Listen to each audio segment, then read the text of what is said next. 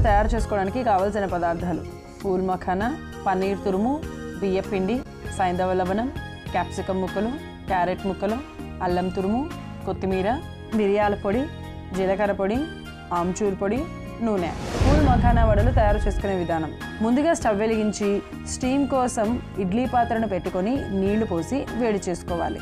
మరొక బౌల్ తీసుకొని నానబెట్టుకున్న ఫూల్ మఖానాలో పావు కప్పు పన్నీర్ తురుము, చిన్న కప్పు క్యారెట్ తురుము, పావు కప్పు క్యాప్సికమ్ ముక్కలు, అల్లం తురుము, కొత్తిమీర తురుము, అర చెంచా జీలకర్ర పొడి, అర చెంచా మిరియాల పొడి, అర చెంచా ఆమ్చూర్, తగినంత సైంధవ లవణం వేసి అలాగే 2 చెంచాల బియ్యపిండి వేసి బాగా కలుపుకోవాలి.